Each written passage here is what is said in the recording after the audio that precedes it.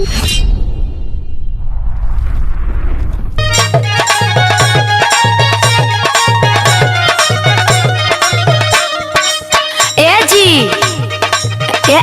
जी सुनत ना हो का? हाँ हो बोला। खाली कबरते रहब, भूख उख नहीं खे लागल?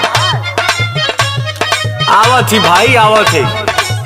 अरे ई का कहीं जाए के का? अरे हम रउआ खाए के लेके आइल बनी, रउआ कहतनी जाए के, चल जाई का? ओहो हमू नहीं की कहत, तुहार डेकोरेशन देख के तो लगत है कि कहीं जयमाला पर जात हो। अरे पहले आला बाला जयमाला के छोड़ आ पहले खा लो। अरे हई जवन झमका के आइल हूँ, ई देख के कटनी छोड़ सटनी करे के मन करता। एगो औरी बात सुना हमार,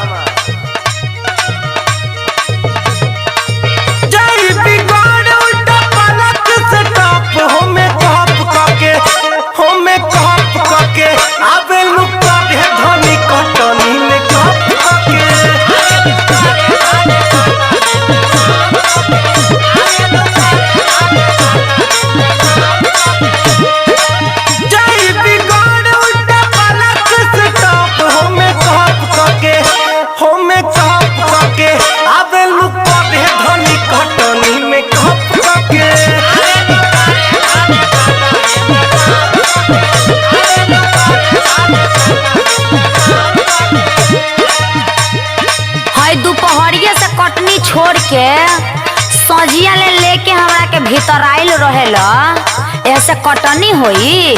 हई मौसम देखते रह, बरस जाई ना तो सब खेतवे में रह जाई ना। तो हई जवन झाड़ के आई बड़ू, एकरा से बहुत तेज कटनी होई का?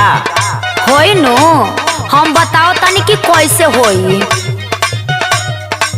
करबा तू काम राजा भर दोपहर, नहीं घर जइबा, नहीं घर जइबा, रही मिजाज हरियर, नहीं घर जइबा।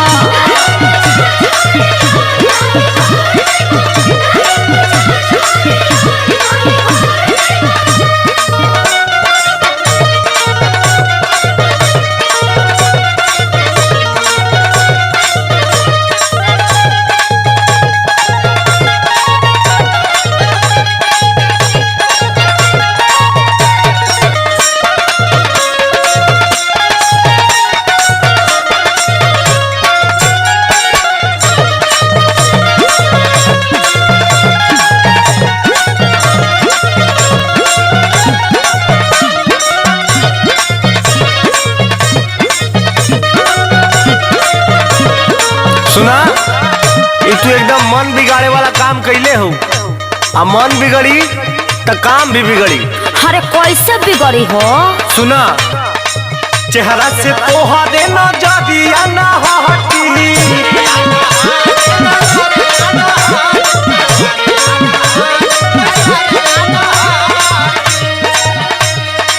तो ही बतावा रानी गेहूं कैसे कहटी।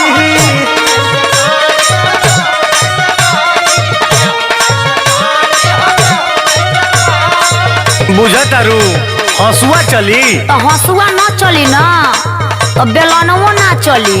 चेहरा से तोहा देना जादिया ना हटी, तो ही बतावा रानी गेहूं कैसे कहटी।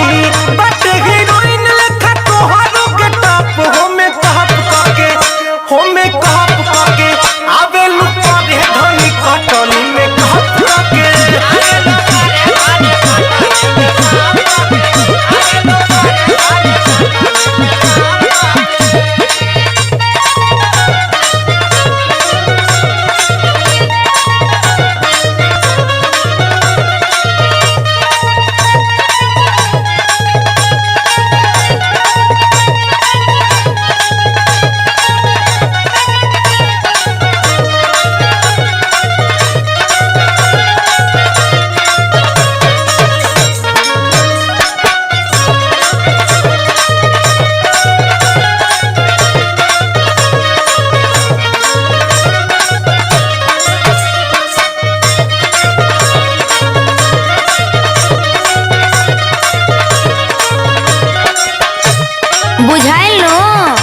कि काहे सज सवर के आइल बनी।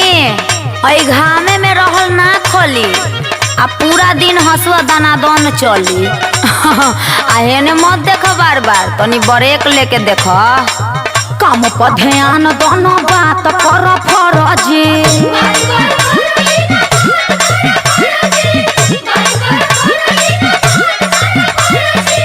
देखी देखी खाली लिहल कर तू नाराजी। अरे तारा हाल के का कही, नलका चालू करके कहतारू कि भरा दिन, आग लगा के कहतारू कि जरा दिन। काम पर ध्यान दोनों बात कर फरजी। देखी देखी खाली लिहल कर तू